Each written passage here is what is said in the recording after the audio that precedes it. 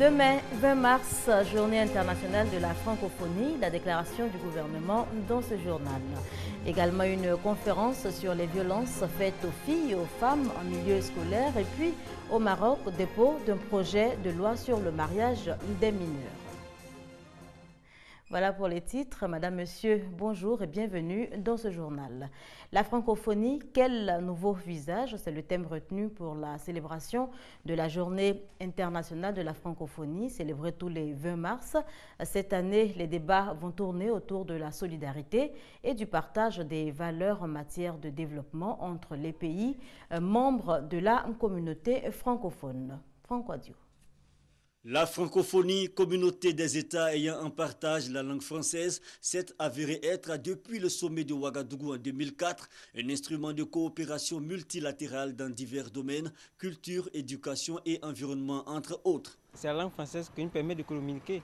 Je sens l'utilité de la francophonie par les actions que mènent les différents chefs d'État de la sous-région, un peu partout à travers les unions africaine, la CEDEAO, tout cela. L'organisation a donc une bonne emprise dans l'imaginaire populaire. Elle entend donc mettre à la veille de la célébration internationale l'accent sur la solidarité et la fraternité. C'est cette exigence de fraternité qui nous pousse à vouloir dessiner le nouveau visage de la francophonie, thème des Journées nationales de la francophonie 2013 et thème de campagne pour l'organisation des 8e Jeux de la francophonie en 2017. Cela permettra d'être en adéquation avec le nouveau visage de la francophonie, thème retenu cette année. Pendant les Journées de la francophonie 2013, il s'agira, en prenant pour prétexte le thème national, de mener des réflexions non seulement sur la gouvernance actuelle de la francophonie et ses répercussions sur un État comme la Côte d'Ivoire, mais aussi de mobiliser les communautés francophones vivant dans notre pays autour de l'organisation des 8e Jeux de la francophonie de 2017. Notons-le pour rappel, la Journée internationale de la francophonie est célébrée dans le monde chaque 20 mars. La coopération sino-ivoirienne se porte bien après 30 ans de collaboration, une collaboration basée sur la non-ingérence dans les affaires internes des deux pays et le bénéfice réciproque. Relation donc que les deux pays entendent renforcer. Hamza Diaby. Paix, développement, coopération et bénéfices réciproques, 4 mots-clés qui traduisent les rapports Chine-Côte d'Ivoire. Après 30 ans de collaboration entre les deux nations, la Chine demeure un partenaire stratégique pour la Côte d'Ivoire. Ce partenariat stratégique peut se diviser en 3 plans. Donc, sur le plan politique, on insiste sur un traitement d'égal à égal et une confiance mutuelle. Sur le plan économique et commercial, nous insistons sur la coopération et bénéfices réciproques. Et puis sur le plan culturel, nous insistons aussi échanges et aspirations mutuelles. L'amélioration de l'environnement des affaires et le renforcement de la politique d'attractivité des investissements, des atouts pour la Côte d'Ivoire. Les potentialités sont énormes en termes d'investissement privé. Et c'est en cela que nous avons lancé un appel aux hommes d'affaires ivoiriens et aux hommes d'affaires chinois de venir, de se rencontrer pour explorer toutes ces possibilités qui existent dans tous les domaines, agriculture, pêche, industrie. Nous avons un programme de 11 000 milliards de francs CFA, dont 6 000 milliards venant du privé, et c'est l'occasion de lancer un appel donc à ces investisseurs. L'épine dorsale de la solidité des relations sino-ivoiriennes repose sur certains principes, tels que la non-ingérence dans les affaires intérieures des États.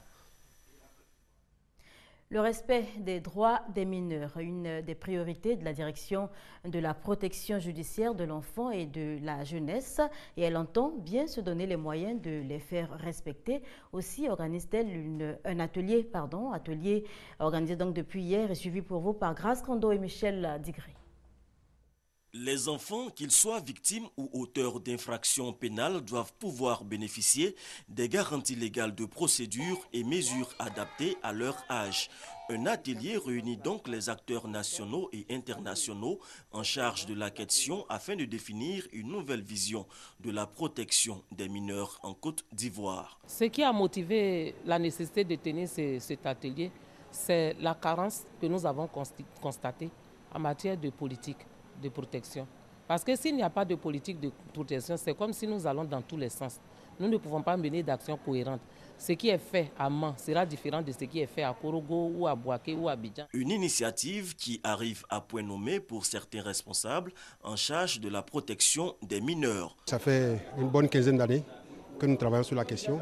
Et donc pour nous, c'est le moment effectivement de faire l'état des lieux, mais aussi de se projeter dans l'avenir. Qu'est-ce que nous voulons pour nos mineurs qui, par la force des choses, sont en conflit avec la loi? Qu'est-ce que nous voulons comme orientation politique pour notre jeunesse qui, à un certain moment, aurait commis quelques infractions? Les acteurs nationaux et internationaux plancheront sur l'état des lieux de la justice des mineurs en Côte d'Ivoire. Des actions concrètes seront identifiées dans un chronogramme précis et adapté au contexte ivoirien. Assemblée générale des greffiers de Côte d'Ivoire, occasion pour crier leur ras-le-bol. Les greffiers de Côte d'Ivoire dénoncent leurs conditions difficiles de travail. On retrouve Grace Kando, cette fois avec Ami Kanga. Les greffiers de Côte d'Ivoire disent être confrontés à d'énormes difficultés. Ces derniers n'ont pas de statut. Leurs conditions de travail laissent à désirer, en témoignent ces bureaux exigus qui croulent sous le poids des dossiers. Il n'y a pas de placard pour archiver les dossiers en repartie. On reçoit beaucoup de dossiers. On est obligé de faire les sacrifices pour pouvoir les traiter. À l'audience, le greffier prend note de ce que toutes les parties disent. C'est-à-dire, c'est nous qui faisons la synthèse des auditions dans nos registres. Il faut voir déjà la tâche du greffier. Mais malgré cela, les gens ignorent le travail du greffier. Le greffier a des problèmes. Une assemblée générale axée sur la question statutaire du greffier est initiée pour revendiquer la signature de décrets afin d'améliorer leurs conditions de travail. Les greffiers de Côte d'Ivoire revendiquent la signature de 2 décrets. Il y a que depuis 1998, une loi a été prise faisant du greffe un service autonome. Le décret d'application de cette loi tarde à venir. Il y a aussi l'ordonnance qui a été prise en 2008 et qui accorde un statut particulier aux greffiers. Depuis donc 5 ans, le décret d'application de cette ordonnance n'est pas prise. Le greffier est le collaborateur direct du magistrat. Il est l'interface entre le magistrat et le justiciable. Le roi Mohamed VI, roi du Maroc, sera en terre ivoirienne cet après-midi. Une visite de 48 heures qui s'inscrit dans le cadre de la relance de la coopération entre le Maroc et la Côte d'Ivoire. Visite très attendue par la communauté marocaine, fortement représentée ici. Une communauté est très présente dans le commerce. Michel Digré. Mon père est déjà commerçant. Et je peux dire peut-être que c'est ça qui m'a mis aussi dans le commerce. C'était ma tante, m'a proposé ça, j'ai accepté. Je suis venu ici. Mon père était commerçant, donc, mais pendant les événements, il est rentré. Moi, je suis resté ici pour gérer l'activité de mes parents, tout ça. Donc, vraiment, ça va pour le moment, ça va bien. On est fiers d'être ici. Commerçants de génération en génération, les jeunes Marocains vivant en Côte d'Ivoire marchent dans les pas de leurs parents qui ont fait du commerce leur activité principale. Des parents qui ont prospéré au cours des années de stabilité du pays, mais dont les chiffres d'affaires ont baissé pendant la décennie de conflit en Côte d'Ivoire. Aujourd'hui, ils espèrent rebondir avec la fin de la crise. Il y en a qui sont rentrés, il y en a que malgré eux, ils sont retournés. Moi, je suis retournée parce que mes enfants, à cause de mes enfants, ils n'ont pas pu rester là-bas. Ils disent allons chez nous. Allons, ils sont devenus plus ivoiriens. Allons chez nous, allons chez nous. On tient beaucoup à la Côte d'Ivoire parce que c'est notre terre.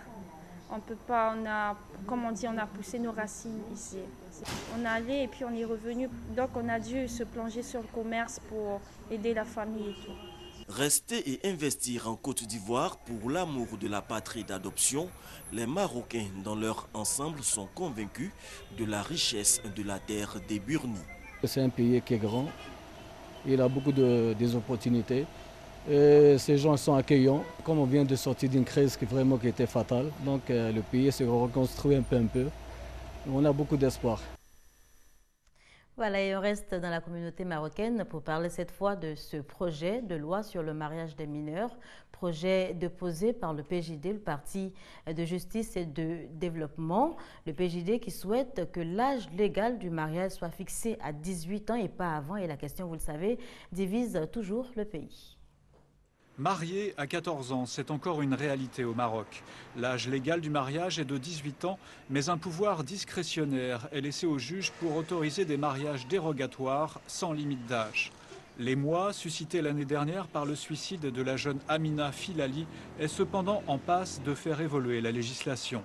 Le Parti de la justice et du développement, parti islamiste modéré au pouvoir, a déposé récemment une proposition de loi au Parlement. Mohamed Ben Abdessadek, avocat de formation, est à l'origine du texte. Voici ce qui devrait changer. D'abord, nous avons mis une limite d'âge en deçà de laquelle il n'est pas possible au juge de permettre le mariage. 16 ans. Moins de 16 ans, on ne permet pas le mariage. Entre 16 et 18 ans, pouvoir est laissé au juge d'apprécier s'il y a lieu de permettre le mariage précoce. Pour éviter les abus et protéger les mineurs, le projet prévoit aussi que le parquet puisse faire appel, de même que la jeune fille concernée. Pour justifier ce texte, le PJD explique qu'il n'est pas possible d'imposer tout de suite le mariage à 18 ans, car la réalité sociale ne suivrait pas. Mais les organisations de défense des droits des femmes craignent qu'avec cette loi, c'est l'exception qui devienne la règle. Les cas exceptionnels, c'est rare. Il ne faut pas donner l'exceptionnel qui soit comme loi. Parce que les gens croient que l'âge de mariage sera 16 ans. Autre phénomène qui n'est pas pris en compte par le projet de loi, le mariage coutumier ou mariage par al-Fatiha, où il suffit de lire la première sourate du Coran pour être marié. Très pratiqué dans les villages reculés, il est aussi célébré dans les villes par des extrémistes religieux. Le PJD estime que la réponse ne doit pas être juridique, ce que les organisations féminines contestent. Retour en Côte d'Ivoire, tolérance zéro pour les violences faites aux femmes, engagement pris par le gouvernement ivoirien. Des sanctions sont prévues, mais avant, la sensibilisation et le milieu scolaire n'y échappent pas. Aimé Kouadio. Viol, attouchement et harcèlement sexuel. Une situation de plus en plus présente dans les établissements scolaires. Les victimes, les jeunes filles élèves et étudiantes qui subissent la loi du plus fort, qui est celle de l'enseignant. Ce n'est pas un lieu de draguer une étudiante parce que ça engendre beaucoup de choses. Par exemple, le professeur, il s'en prend à tout le monde. Quand une fille, un étudiant cause avec cette dernière, il s'énerve. Il vient et puis il fait des interrogations parce que la fille ne lui a pas donné une réponse satisfaisante. Personnellement, ça me choque. Parce qu'en temps normal, l'école, ce n'est pas fait pour ça. Les violences faites aux filles en milieu scolaire et universitaire, le ministre de la Solidarité, de la Famille, de la Femme et de l'Enfant en fait sa préoccupation. Une conférence publique est alors organisée.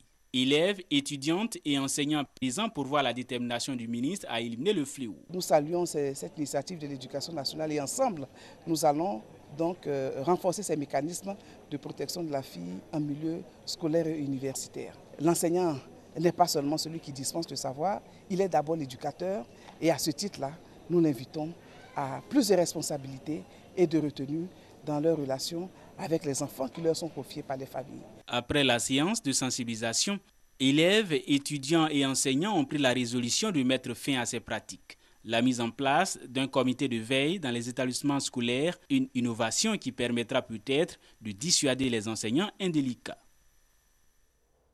Et c'est ici qu'on s'arrête pour cette édition. Prochain rendez-vous de l'information, 19h30.